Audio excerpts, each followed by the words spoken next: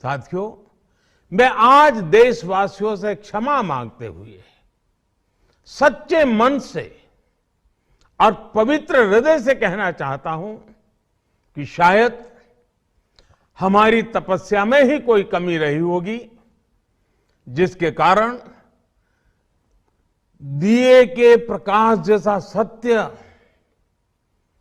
कुछ किसान भाइयों को हम समझा नहीं पाए।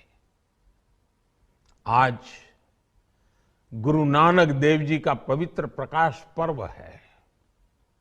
ये समय किसी को भी दोष देने का नहीं है।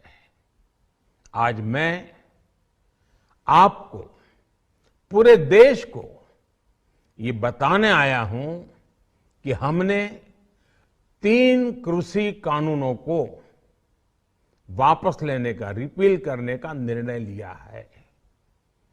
इस महीने के अंत में शुरू होने जा रहे संसद सत्र में, इसी महीने में हम तीनों कृषि कानूनों को रिपील करने की संवैधानिक प्रक्रिया को पूरा कर देंगे। साथियों, मैं आज अपने सभी आंदोलनरत किसान साथियों से आग्रह कर रहा हूं, आज गुरु पर्व का पवित्र दिन है। अब आप अपने अपने घर लौटे, अपने खेत में लौटे, अपने परिवार के बीच लौटे। आइए एक नई शुरुआत करते हैं, नए सिरे से आगे बढ़ते हैं। संयुक्त किसान मोर्चा ने 3 कृषि कानूनों को वापस लेने के निर्णय का स्वागत किया है।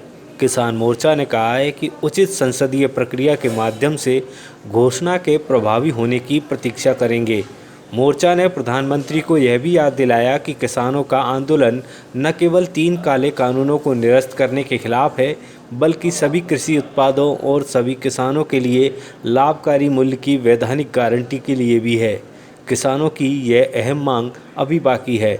मोर्चा सभी घटनाक्रमों पर ध्यान देगा, जल्द ही बैठक करेगा और आगे के निर्णयों की घोषणा करेगा। प्रधानमंत्री नरेंद्र मोदी द्वारा 3 कृषि कानून वापस लेने की घोषणा के बाद यूपी गेट पर किसानों के बीच खुशी का माहौल है। किसानों ने जलेबी बांटकर अपनी खुशी जाहिर की। रास्ता खोल लो, जब तक बातचीत नहीं होगी तो किसान वहां से जाएगा नहीं। आज 9 मेंबर कमेटी की मीटिंग है, हम उसमें पूर्ण रूप से संयुक्त मोर्चा तय करेगा कि हम तीनों जो कानून हैं इनको वापसी लेते हैं। जब तक ये पार्लियामेंट में वापसी नहीं होंगे, जब तक किसान वहीं पे ही है। और एमएसपी पे गारंटी कानून, क्योंकि एमएसपी पे गारंटी कानून बन जाएगा तो पूरे देश के किसानों को लाभ होगा, वो एक बड़ा सवाल है। हम यहाँ पे महाराष्ट्र में भी यहाँ पे आए, तो अगर एमएसपी पे कानून हो तो एमएसपी से नीचे पे खरीद नहीं होगी तो ही किसान को लाभ होगा।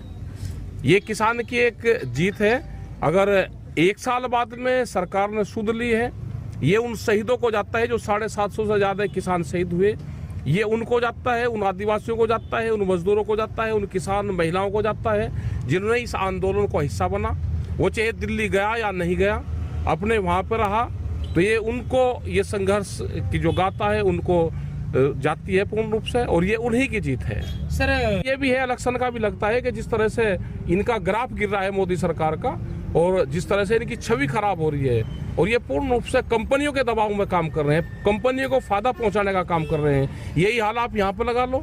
यहाँ पे जिस तरह से आपके पालघर में भी पोर्ट बन रहा है, कहाँ से पहाड़ियाँ उठेगी, कहाँ पोर्ट बनेगा, और अडानी को या अंबानी को जाएगा, दूसरे तीसरे को जा नहीं सकता। बुलेट ट्रेन है, यहाँ की इनकी जमीन नहीं जाएगी।